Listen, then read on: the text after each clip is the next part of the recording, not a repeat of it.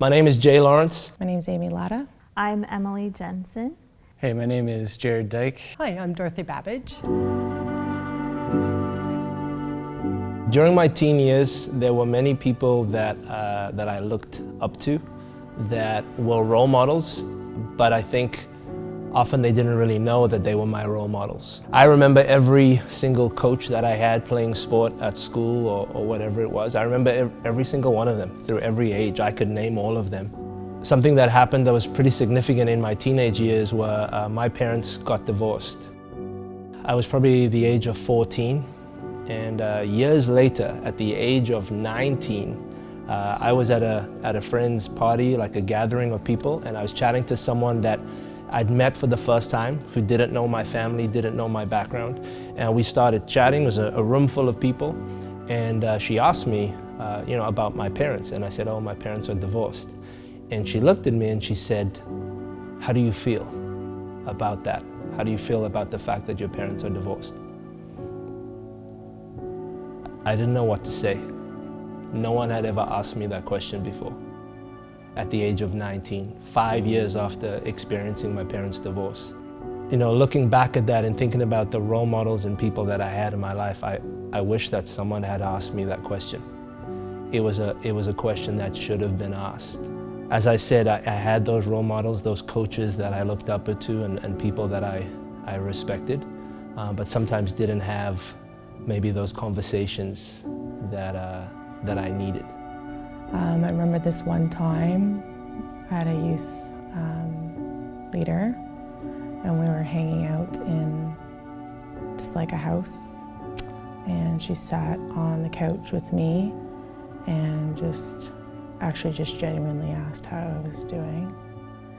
And I can remember people like just coming in and out of the space, and I just felt like it was just her and I in the whole room, even though there was just people bustling around, and I just felt like she genuinely understood me. And I just remember that meaning a lot. A time that a mentor really impacted me in my life. I had a few occasions where specific things happened that mostly had to do with a leader specifically reaching out to let me know I had done well in something, or to call out potential in me that I hadn't noticed.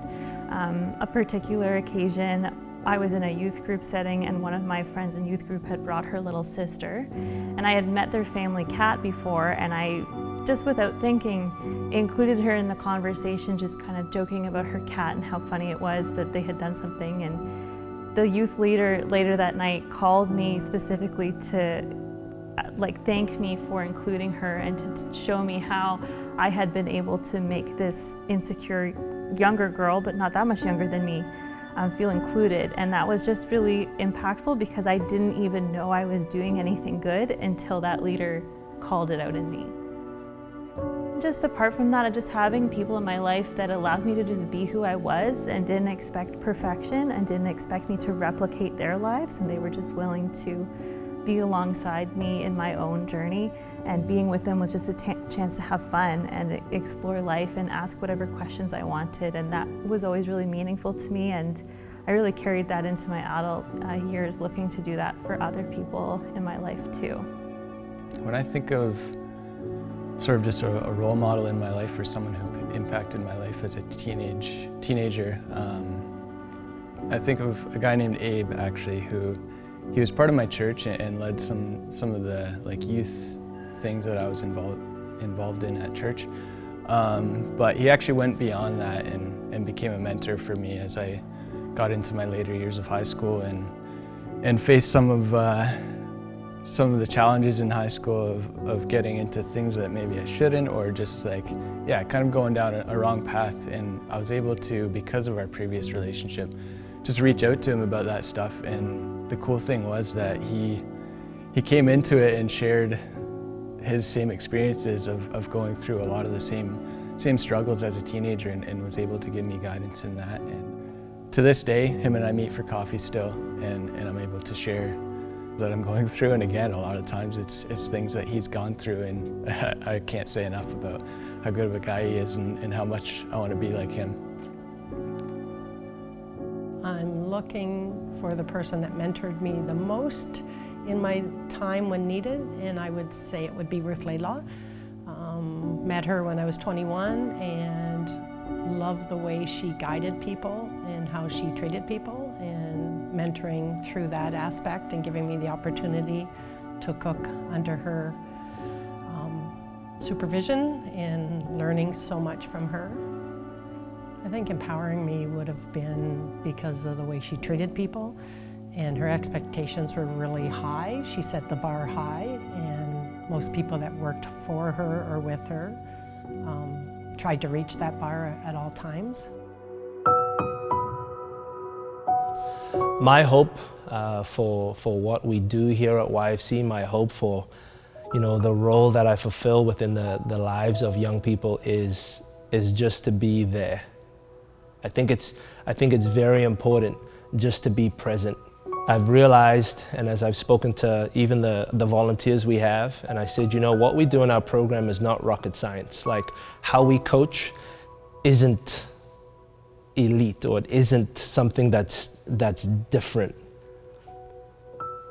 Half of what we do is just showing up.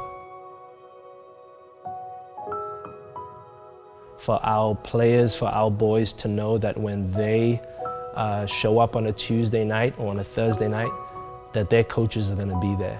My hope is that the youth will find volunteers, leaders, coaches who are consistent. They're going to go through some great highs and things that are exciting. Graduating. I remember, being with one of the guys the first day he got his G1. At the time, to be honest, I didn't know what a G1 was because I just come from England. But just, being there, and he came to the gym. The first thing he did was he brought his G1 to the gym to show the other guys and to show the coaches. And I think, the other day I looked back and I saw that picture, and just to be there for those moments. I would say that for myself, just going back to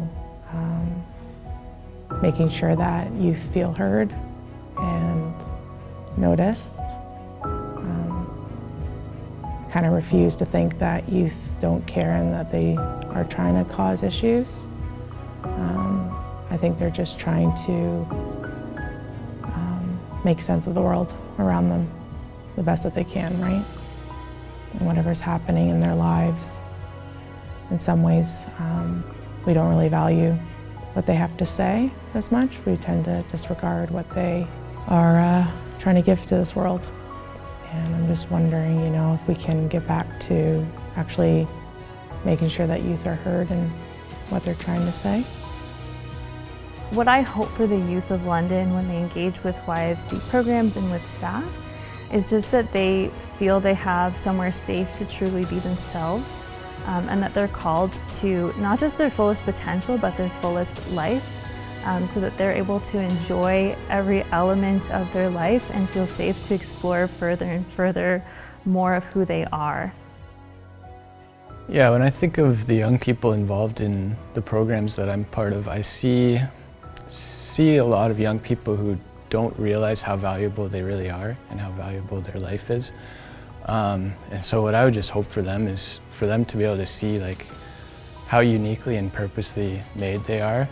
For us as leaders to be able to speak into the fact that God made that youth for a purpose, and like I said, just live confidently in who they were created to be and not try and be anything else. So that's, one big outcome I'd like to see from programs that I'm part of here. I'm hoping within the youth that I've mentored since I've been here, look at it as an opportunity to volunteer, an opportunity to look into the trade of culinary, realizing the trade is a tough trade to get into and to stay with, understanding that they have their barriers to work through. One particular person, and seeing him move to the levels that he's at now, I would not have ever thought there was a disability. Now working with him for over 2 years, I don't see a disability. I see a person that really likes to please and wants to work within the culinary industry.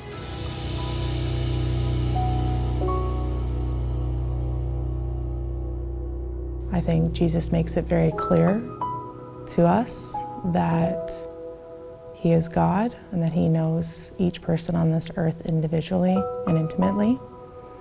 And I would like to see our team move away from kind of our own expectation of what the youth needs to fit into, and that we are actually coming alongside Jesus in creating the future with the youth.